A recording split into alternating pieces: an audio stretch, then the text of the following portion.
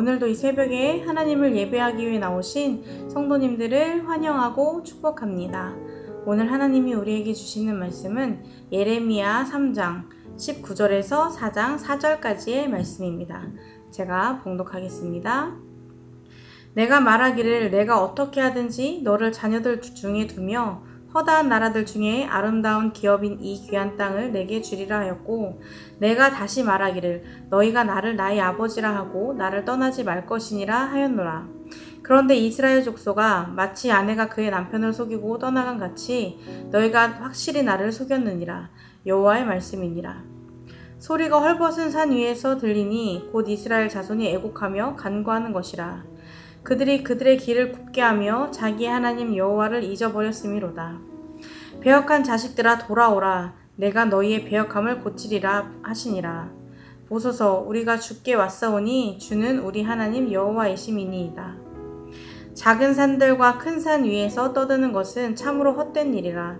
이스라엘의 구원은 진실로 우리 하나님 여호와께 있나이다. 부끄러운 그것이 우리가 청년의 때로부터 우리 조상들의 산업인 양떼와 소떼와 아들들과 딸들을 삼켰사온즉 우리는 수치 중에 눕겠고 우리의 치욕이 우리를 덮을 것이니, 이는 우리와 우리 조상들이 청년의 때로부터 오늘까지 우리 하나님 여호와께 범죄하여 우리 하나님 여호와의 목소리에 순종하지 아니하였음이니이다. 여호와께서 이르시되 이스라엘아, 내가 돌아오려거든 내게로 돌아오라.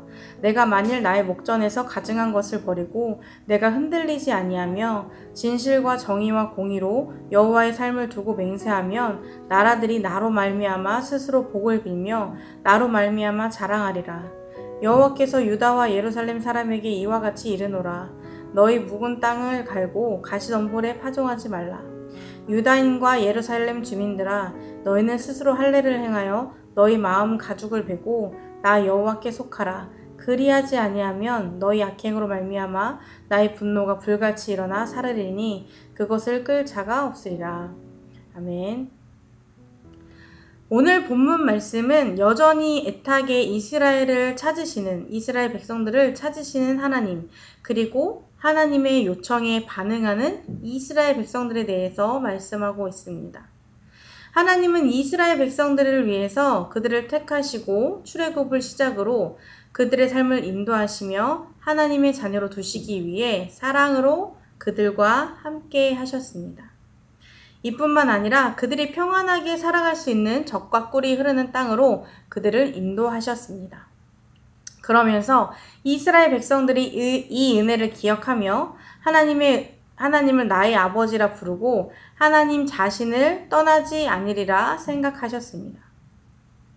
본문 말씀 19절을 보면 내가 말하기를 내가 어떻게 하든지 너를 자녀들 중에 두며 허다한 나라들 중에 아름다운 기업인 이 귀한 땅을 내게 주리라 하였고, 내가 다시 말하기를 너희가 나를 나의 아버지라 하고 나를 떠나지 말 것이니라 하였노라 라고 말씀하고 있습니다. 그러나 이스라엘은 지금까지 자신들을 인도하신 하나님의 은혜를 잊어버리고 자신들이 살고 싶은 대로, 한마디로 엉망으로 살아왔습니다. 이제 그들에게 우상 숭배는 일도 아니었습니다. 그들은 얼마 쓰지 않은 실증이 난 물건을 버리고 쉽게 다시 물건을 구매하는 것처럼 아주 가벼운 마음으로 우상을 섬겼습니다. 예레미야 2장 11절을 보면 세 번역으로 읽어드리겠습니다. 비록 신이라 할 수 없는 그런 신을 섬겨도 한 번 섬긴 신을 다른 신으로 바꾸는 민족은 그리 흔하지 않다. 그런데도 내 백성은 그들의 영광을 전혀 쓸데없는 것들과 바꾸어 버렸다라고 말씀하고 있습니다. 하나님이 아닌 다른 신을 섬기는 민족들도 자신이 섬기는 신을 바꾸는 일이 거의 없는데, 그 흔하지 않은 일을 유일하신 하나님을 믿는 이스라엘 백성들이 해낸 것입니다. 그러면서 하나님은 그들의 죄를 이렇게 표현하고 있습니다.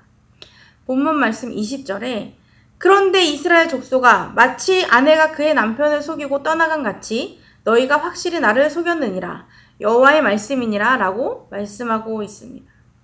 우리는 평생 한 아내, 한 남편만 사랑하기로 약속하고 결혼을 합니다.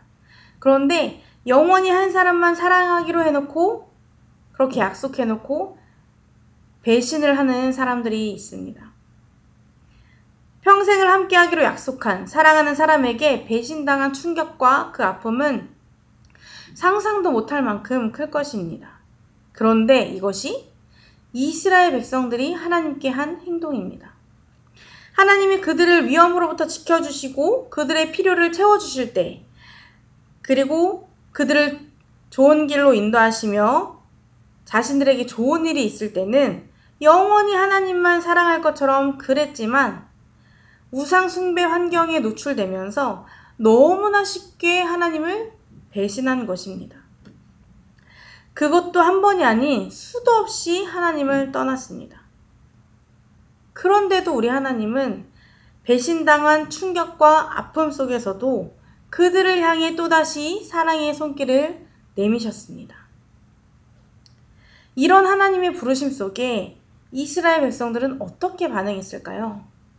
이미 이들은 수도 없이 하나님을 떠났었고 선지자들을 통해 하나님의 심판 메시지를 많이 들었지만 그럼에도 여전히 똑같은 죄를 반복했습니다. 여전히 이들 가운데 하나님이 아닌 우상이 있었고 늘 그 우상을 섬기며 살았습니다. 그런데 이번 반응은 달랐습니다. 이들이 자신의 잘못을 인정한 것입니다. 하나님의 부르심에, 하나님의 초대에 응한 것입니다. 지난날의 잘못을 회개하고 하나님께 돌아가기로 작정한 것입니다. 본문 말씀 21절에 보면 소리가 헐벗은 산 위에서 들리니 곧 이스라엘 자손이 애곡하며 간구하는 것이라. 그들이 그들의 길을 굽게 하며 자기의 하나님 여호와를 잊어버렸음이로다 라고 말씀하고 있습니다. 그동안 자신들의 잘못을 뉘우치지 않았던 이스라엘 백성들이 애곡하며 자신들이 스스로 길을 굽게 하고 여호와를 망각했음을 고백하고 있는 것입니다. 또한 24절, 25절을 통해 부끄러운 그것이 우리가 청년의 때로부터 우리 조상들의 산업인 양떼와 소떼와 아들들과 딸들을 삼켰사온 즉 우리는 수치 중에 눕겠고 우리의 치욕이 우리를 덮을 것이니 이는 우리와 우리 조상들이 청년의 때로부터 오늘까지 우리 하나님 여호와께 범죄하여 우리 하나님 여호와의 목소리에 순종하지 아니하였음이니이다 라고 고백하고 있습니다. 자신들의 죄를 인정함으로 그들의 회개가 시작된 것입니다. 자신들이 지은 죄로 인해 가지고 있던 자녀들을 포함한 모든 소유를 잃게 되더라도 할 말이 없고 범죄함으로 하나님 말씀에 순종하지 않았기에 수치를 당하는 것이 자신들이 겪을 치욕이 당연하다고 고백하고 있습니다. 이스라엘 백성들은 지난날의 잘못을 고백하며 스스로 죄로 인한 부끄러움과 수치를 인정하면서 그럼에도 다시 하나님께 돌아가기로 결단하였습니다. 이런 이스라엘 백성들에게 하나님은 새로운 시작을 위한 길을 안내하십니다. 본문 말씀 4장 1절에서 4절까지 말씀하고 있는데 먼저 그들에게 가증한 것을 버리라고 말씀하십니다. 이들이 그동안 섬겨왔던 숭배했던 모든 우상을 버리고 다시 하나님께로 돌아오라고 말씀하신 것입니다. 가증한 것을 버리는 것은 이 행위는 마음뿐만 아니라 행위로 여호와께 돌아왔음을 보여주는 징표이기도 합니다. 그리고 하나님은 그들에게 진실과 정의와 공의로 여호와의 삶을 두고 맹세하라고 말씀하십니다. 이것은 이스라엘의 삶을 정의하는 것인데 여호와께 돌아오고자 한다면 진실, 정의, 공의를 실천할 것을 결심해야 한다는 것입니다. 그러면서 마지막으로 마음의 할례를 행할 것을 말씀하십니다. 회개는 말로만 하는 것이 아닙니다. 마음이 변해야 합니다. 마음이 변해야 삶이 변하기 때문입니다. 회개는 가증한 것을 버리고 진실과 정의와 공의로 살기로 다짐하는 것, 하나님을 인정하고 온전히 그분께 순종하는 것입니다. 다시 한번 마음을 점검함으로 하나님 앞에서 온전히 살아가기로 결단하는 것이 마음의 할례이고 회개입니다. 하나님은 이렇게 이스라엘 백성들이 다시 돌아올 수 있도록 길을 안내하시면서 죄를 뉘우치고 하나님께 돌아오기로 한 그들을 한없는 사랑으로 품어주셨습니다. 그렇다면 우리가 하나님 앞에서 버려야 할 가증한 것들은 어떤 것이 있을까요? 하나님 앞에서 당장 끊어내야 할 것은 무엇이 있을까요? 우리도 표면적으로는 이스라엘 백성들처럼 하나님을 배신하고 떠난 것처럼 보이진 않겠지만 그 속은 수시로 흔들리며 여러 우상과 씨름하고 있을지도 모릅니다.